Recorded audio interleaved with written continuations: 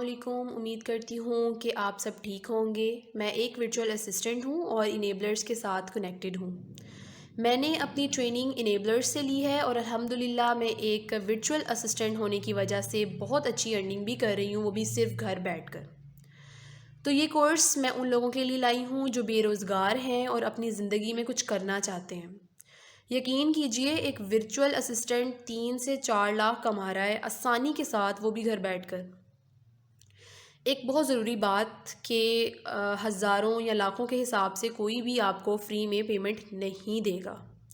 अपने ख्वाबों को पूरा करने के लिए मेहनत ज़रूरी लगती है।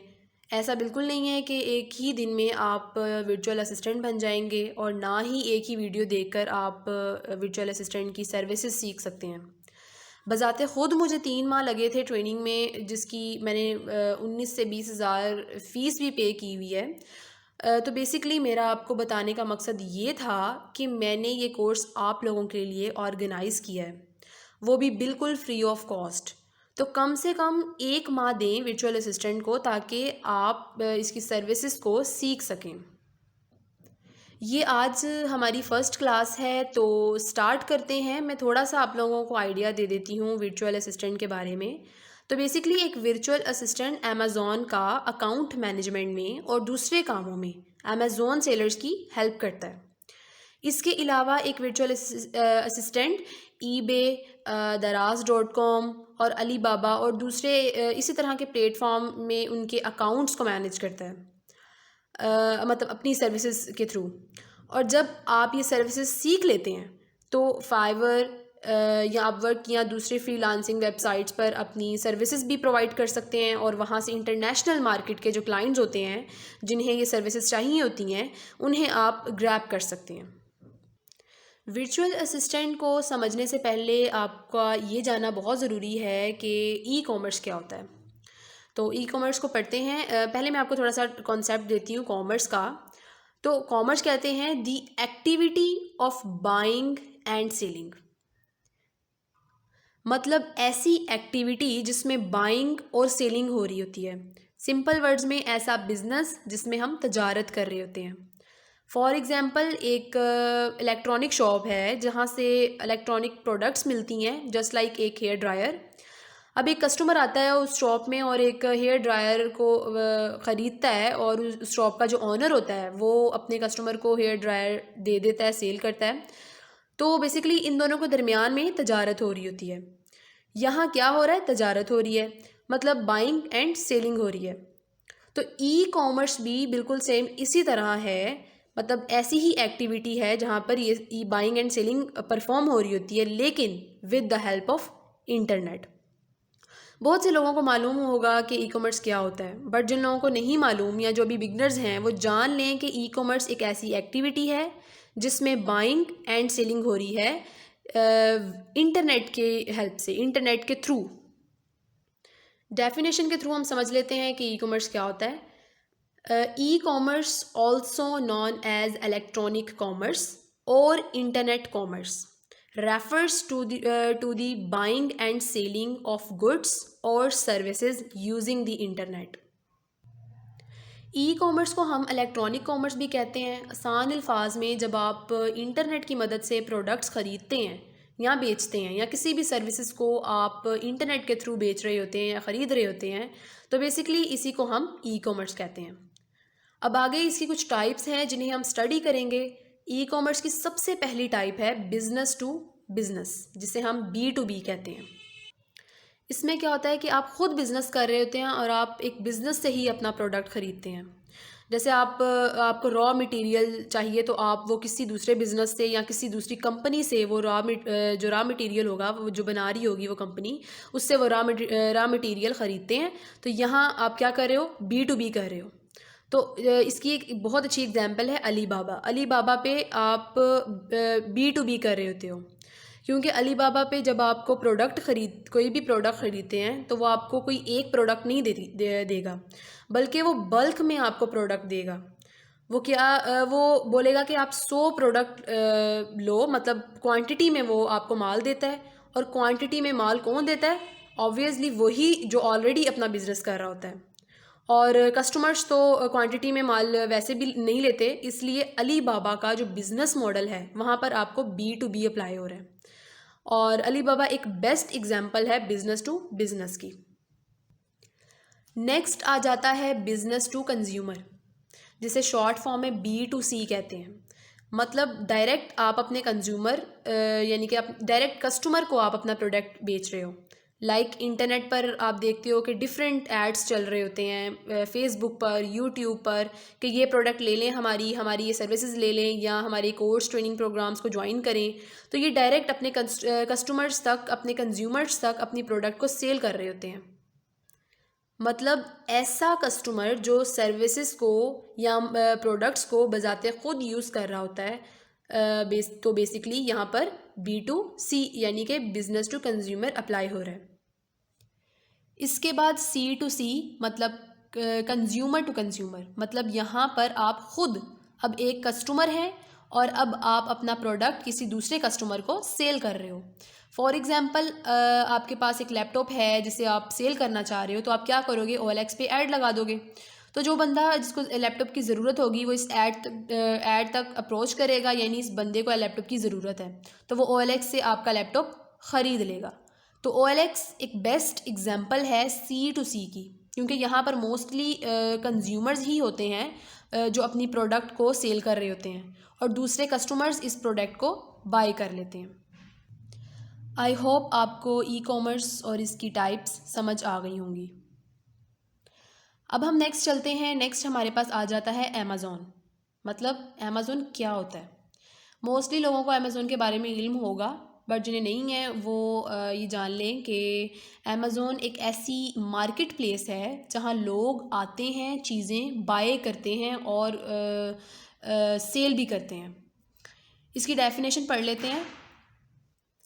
Amazon is largest online retailer in the world. As being an online retailer, Amazon allows individuals and businesses to sell their products online on its website. Amazon दुनिया की एक बहुत बड़ी कंपनी है और ई-कॉमर्स की सबसे बड़ी वेबसाइट है और लाखों के हिसाब से लोग यहाँ पर बिजनेस कर रहे होते हैं। इन शॉर्ट ई-कॉमर्स की सबसे बड़ी वेबसाइट amazon.com है। जस्ट लाइक अमेज़ॉन में आप लोगों ने बिज़नेस स्टार्ट कर, जस्ट लाइक आपने अमेज़ॉन में एक बिज़नेस स्टार्ट करना है, जिस तरह पाकिस्तान में दराज.com है जहाँ पर बहुत ज़्यादा सेलर्स अपनी प्रोडक्ट्स को सेल कर रहे होते हैं।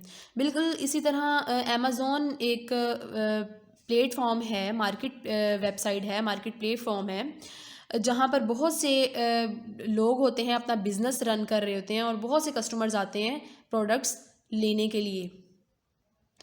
अमेज़ॉन एक इंटरनेशनल प्लेटफॉर्म है और यहाँ पर जो लोग बिज़नेस करते हैं वो इंटरनेशनली करते हैं।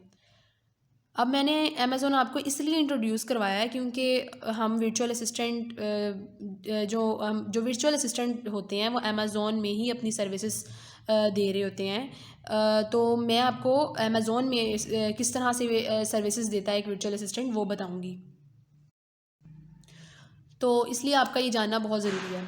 तो अब हम नेक्स्ट चलते हैं सबसे important topic which is virtual assistant. What is virtual assistant?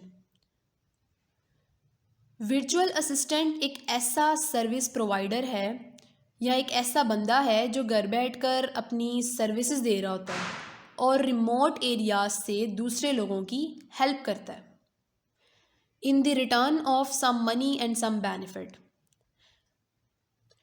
Let's suppose आप या मैं एक वर्चुअल असिस्टेंट हूँ और मैं रिमोट एरियाज़ में, मतलब रिमोट एरियाज़ कहते हैं कि टारगेट एरियाज़ को, जस्ट लाइक अमेरिका या कनाडा, बैठे हुए किसी भी क्लाइंट को असेस कर लेती हूँ और थ्रू डिफरेंट सोर्सेज, जैसे कि बहुत सी फ्रीलांसिंग वेबसाइट्स हैं या मार्केट प्लेसेस हैं या डिफरेंट प्लेटफॉर्म्स हैं जैसे कि अमेज़ॉन है। इसके ज़रिए क्लाइंट को असेस करती हूँ मैं और इस क्लाइंट का काम करती हूँ, इसके दिए हुए टास्क को कंप्लीट करती हूँ और वो मुझे फिर आगे से पे करता है।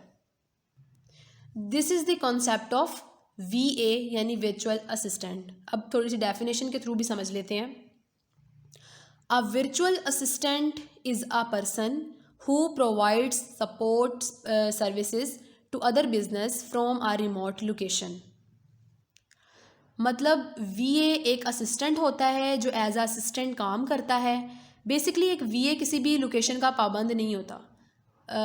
फॉर एग्ज़ाम्पल अगर एक यूएसए का क्लाइंट आपको हायर करता है तो वो अपना काम करवाने के लिए आपको यूएसए में नहीं बुलाएगा, बल्कि वो आपको अपने अकाउंट की एक्सेस दे देगा और आपको उसका अकाउंट अपने घर बैठ कर मैनेज करना होगा।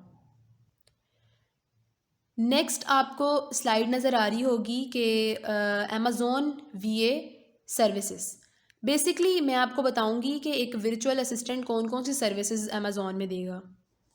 सबसे पहली सर्विस जो एक वर्चुअल असिस्टेंट देता है वो है सेलर अकाउंट मैनेजमेंट, जिसमें एक वीए प्रोडक्ट को ऐड कर सकता है, डिलीट कर सकता है, उसकी मार्केटिंग कर सकता है, उसके ऑर्डर्स को मैनेज कर सकता है, प्रमोशंस चलाना, कूपन्स चलाना, प्रोडक्ट की प्राइस को इंक्रीज़ करना, उसको रिफ़ंड करना, रिटर्न करना, और इसके अलावा ईच एंड एवरीथिंग जो एक वर्चुअल असिस्टेंट करता है एक सेलर के अकाउंट को मैनेज करने के लिए। तो इसको बेसिकली हम सेलर अकाउंट मैनेजमेंट कहते हैं। इसके बाद आ जाती है प्रोडक्ट हंटिंग। इसमें क्या होता है कि अमेज़ॉन में आप क्या चीज़ बेच रहे हो। अब जाहिर सी बात है कि जब आप अपना एक बिज़नेस स्टार्ट करते हो तो अपनी मर्ज़ी से कोई भी चीज़ उठाकर आप बेच नहीं सकते, बल्कि पहले आप उस प्रोडक्ट को सोचोगे, उस पर रिसर्च करोगे, उसका एनालिसिस करोगे, देन आप अपने बिज़नेस के लिए उस प्रोडक्ट को सिलेक्ट करोगे। तो बेसिकली प्रोडक्ट हंटिंग में भी यही होता है कि पहले आप प्रोडक्ट का आइडिया लेना होता है आपको, फिर उस पर रिसर्च करना होता है, फिर एनालिसिस करना होता है उसका। तो बेसिकली ये सब कुछ जो होता है एक प्रोडक्ट हंटर यानी कि एक प्रोडक्ट हंटिंग में आ जाता है। इसके बाद हमारे पास प्रोडक्ट लिस्टिंग है। प्रोडक्ट लिस्टिंग भी इसी तरह है जिसमें आप प्रोडक्ट की लिस्टिंग करते हो, जैसा कि प्रोडक्ट की इमेज कौन सी लगानी है, या इसकी डिस्क्रिप्शन पे बुलेट पॉइंट्स किस तरह से अरेंज करने हैं, या इसकी प्राइस कितनी रखनी है, और कौन से कूपन्स आपने इस पर लगाने हैं। इन शॉर्ट किस तरह से आप अपने प्रोडक्ट को अरेंज करते हो, ये सब कुछ इसमें आ जाता है। जब आपका कस्टमर आपकी प्रोडक्ट पर आए तो आपकी प्रोडक्ट की तरफ इंटरेक्ट कर सके, तो प्रोडक्ट लिस्टिंग में ये सब कुछ आ जाता है। नेक्स्ट हमारे पास लिस्टिंग ऑप्टिमाइजेशन आ जाता है, जिसमें आपको प्रोडक्ट की ऑप्टिमाइजेशन करनी होती है।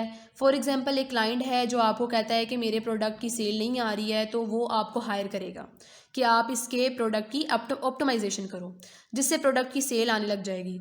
अब ये किस तरह से होता है सारा ये डिटेल में मैं आपको सिखाऊंगी, जिससे आप इसकी भी सर्विसेज दे सकोगे। इसके बाद लॉन्चिंग एंड रैंकिंग आ जाता है। मतलब आपने अब अपने क्लाइंट की प्रोडक्ट को लॉन्च करने के साथ साथ उसकी रैंकिंग बढ़ानी है। मतलब अगर मैं अमेज़ॉन में सर्च करती हूँ वुड चेयर्स को, तो जब वुड चेयर्स के जो रिज़ल्ट्स आएंगे तो उसमें एज अ कस्टमर मैं टॉप 10 के रिज़ल्ट्स को ही देखकर उसी में से मैं अपनी प्रोडक्ट को सिलेक्ट करूँगी और वहीं से बाय करके मैं चली जाऊँगी। मतलब जो टॉप 10 से नीचे वाले होंगे उनकी तरफ तो मैं जाऊँगी ही नहीं। तो मुझे क्या करना है कि अपने क्लाइंट्स के प्रोडक्ट को टॉप 10 में लेकर आना है और उसके प्रोडक्ट की रैंकिंग को इंक्रीज़ करना है और लॉन्च करना है। तो ये भी एक सर्विस है जो एक वीए देता है, तो ये भी हम आगे डिटेल में सीखेंगे। नेक्स्ट आपके पास आ जाता है कीवर्ड रिसर्च। बेसिकली आपके पास क्या होता है कि आपको अपने क्लाइंट को वो तमाम कीवर्ड सर्च करके देने होते हैं जो वो प्रोडक्ट सेल कर रहा होता है। फॉर एग्ज़ाम्पल आपका बिज़नेस है फर्नीचर्स का, जिसमें वुड चेयर्स आ जाती हैं, वुड टेबल्स आ जाते हैं, सोफ़ाज़ आ जाते हैं, बहुत कुछ आ जाता है फर्नीचर में, और भी बहुत सी प्रोडक्ट्स आ जाती हैं जिनको एक स्पेसिफ़िक कीवर्ड दिया जाता है, जिसका अपना अपना एक स्पेसिफ़िक सर्च वॉल्यूम होता है। जैसे अगर वुड चेयर्स हैं तो उसे 4000 प्लस कस्टमर सर्च कर रहे होते हैं, या डाइनिंग टेबल्स हैं तो उसे 5000 से भी ऊपर कस्टमर्स होते हैं वो एक महीने में सर्च कर रहे होते हैं। तो आपने क्या करना है कि प्रोडक्ट के हिसाब से जितने भी कीवर्ड्स हैं अमेज़ॉन में वो सब आपको अपने क्लाइंट को सर्च करके देने होते हैं, ताकि वो अपने प्रोडक्ट पर ये इम्प्लीमेंट कर सके और अपने प्रोडक्ट को सेल कर सके। तो ये कीवर्ड कैसे सर्च करते हैं, इसकी कैसे रिसर्च करते हैं, ये सब कुछ भी डिटेल में आपको बताया जाएगा आगे। नेक्स्ट आपके पास आ जाता है कॉम्पिटिटर एनालिसिस। मतलब आप जो चीज़ बेच रहे हो वही चीज़ दूसरे लोग भी बेच रहे होते हैं। तो बेसिकली सिर्फ आपकी प्रोडक्ट ही यूनिक नहीं होती, बल्कि वही प्रोडक्ट दूसरे लोग भी बेच रहे होते हैं जो कि आपके कॉम्पिटिटर्स होते हैं। तो मैं ये देखूँगी कि एज अ वर्चुअल असिस्टेंट मैं यहाँ पे ये देखूँगी कि कौन सा बंदा जो कि मेरा कॉम्पिटिटर है वो सबसे ज़्यादा सेल कर रहा है, तो वो अगर सेल ज़्यादा उसकी हो रही है तो वो क्यों हो रही है, उसकी सेल क्यों हो रही है, क्या वजह है। इन शॉर्ट आप अपने कॉम्पिटिटर का एनालिसिस कर रहे होते हो। तो ये भी हम डिटेल में पढ़ेंगे और इसकी सर्विसेज आगे देंगे। नेक्स्ट हमारे पास आ जाता है रिव्यूज़ मैनेजमेंट। रिव्यूज़ मैनेजमेंट में क्या होता है कि हमें रिव्यूज़ चाहिए होते हैं, फीडबैक्स चाहिए होते हैं, लेकिन जब बिज़नेस हम न्यूली स्टार्ट करते हैं तो वो चीज़ हमारे पास नहीं होती है, हमारे पास रिव्यूज़ नहीं होते, फीडबैक्स नहीं होते। तो इन सब को किस तरह से मैनेज करना है वो सब हम रिव्यूज़ मैनेजमेंट में करेंगे। ज़ाहिर सी बात है कि ऑनलाइन किसी भी प्रोडक्ट पर कोई भी कस्टमर अपना ट्रस्ट डेवलप जल्दी नहीं करता। तो ट्रस्ट डेवलप करने का एक इजी वे ये होता है कि हम इस प्रोडक्ट के फीडबैक को चेक करें, यानी कि रिव्यूज़ देखें इसके। तो फॉर एग्जांपल दो वेबसाइट्स हैं, सेम ही प्रोडक्ट वो बेच रही हैं, हम उन दोनों के फीडबैक को देखेंगे और जिसका फीडबैक सबसे ज़्यादा अच्छा होगा हम उसी के पास जाएंगे और उसका प्रोडक्ट लेंगे ना। तो इसी तरह एक कस्टमर का ट्रस्ट हासिल करने के लिए फीडबैक और रिव्यूज़ की मैनेजमेंट भी बहुत ज़रूरी है, जो कि हम इसमें करेंगे। तो एक वर्चुअल असिस्टेंट रिव्यूज़ मैनेजमेंट भी करता है। इसके बाद PPC यानी पे पर चेक कैंपेज होती है, जिसमें आप अपने प्रोडक्ट के एड्स चलाते हो। उसको भी हम डिटेल में देखेंगे आगे कि किस तरह से आपके प्रोडक्ट की मार्केटिंग ज़्यादा जल्दी होती है या एडवर्टाइजमेंट कैसे होती है, ये सब कुछ। इसके बाद आ जाता है इमेज डिज़ाइनिंग। इमेज डिज़ाइनिंग जिसमें इमेजेस को हम डिज़ाइन करते हैं। अगर आपकी ग्राफिक डिज़ाइनिंग अच्छी है तो आपके लिए ये बहुत ईजी हो जाएगा। इसके बाद आ जाता है A+ कंटेंट मैनेजर।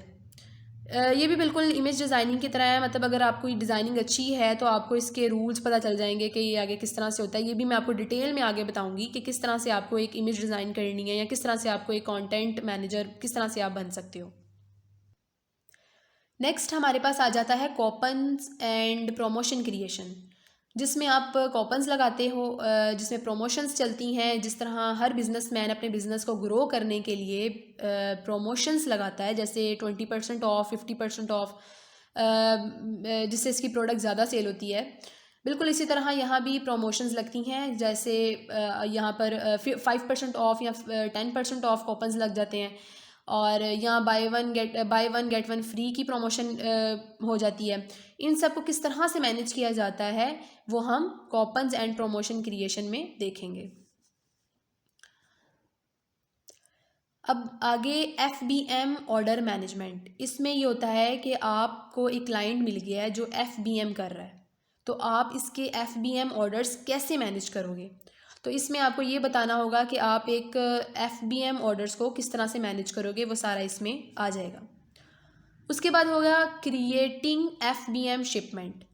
इसमें हम शिपमेंट्स प्लान करते हैं कि किस तरह से सेलर अकाउंट में किस तरह से उसकी शिपमेंट किस तरह से वर्क करती है, ये सब कुछ ये आगे जाके मैं डिटेल में आपको बताऊंगी। मी टू लिस्टिंग का भी मैं आपको डिटेल में समझाऊंगी कि वो लिस्टिंग कैसे करते हैं। इसके अलावा लिस्टिंग एरर फिक्सिंग में भी हम एरर्स को फिक्स करेंगे। अगर कोई एरर आ जाता है तो उसको किस तरह से मैनेज किया जाता है, किस तरह से इसको उसकी बगिंग की जाती है, ये सब कुछ। और इसके बाद कस्टमर सपोर्ट में क्या होता है कि कस्टमर सपोर्ट में हम ये देखते हैं कि किस तरह से हम अपने कस्टमर को सपोर्ट करेंगे। मोस्टली आप लोगों ने ऐसी वेबसाइट देखी होंगी जहाँ एक सेपरेट चैट बॉक्स होता है जो कस्टमर्स के लिए होता है, जिन्हें कोई भी अगर प्रॉब्लम हो तो वो प्रोडक्ट से रिलेटेड कोई भी प्रॉब्लम हो तो वो वहाँ डिस्कस कर लेते हैं। बेसिकली जब डिटेल में मैं आपको बताऊंगी ना इन चीज़ों के बारे में, तब आपको इनका कॉन्सेप्ट समझ आ जाएगा, क्लियर हो जाएगा। तो ये सब सारी सर्विसेज हैं ऐसी जो एक वर्चुअल असिस्टेंट देता है अपने किसी भी प्लेटफॉर्म या किसी भी फ्रीलांसिंग वेबसाइट में। तो मेरा मकसद था आपको बताना कि एक वर्चुअल असिस्टेंट कौन कौन सी सर्विसेज देता है और वो सर्विसेज होती क्या हैं। अब आपको आइडिया हो गया होगा कि एक वर्चुअल असिस्टेंट बेसिकली कौन होता है और ये क्या काम कर रहा होता है। अब नेक्स्ट क्लास में आपको इन तमाम सर्विसेज का डिटेल में प्रैक्टिकली मैं बताऊंगी, तो नेक्स्ट क्लास ज़रूर देखिएगा। और मैं आपके लिए वर्चुअल असिस्टेंट का कोर्स बहुत मेहनत से ऑर्गेनाइज़ करके लाई हूँ, तो प्लीज़ मेरी वीडियो को सब्सक्राइब करें और लाइक करें और शेयर करना मत भूलिएगा।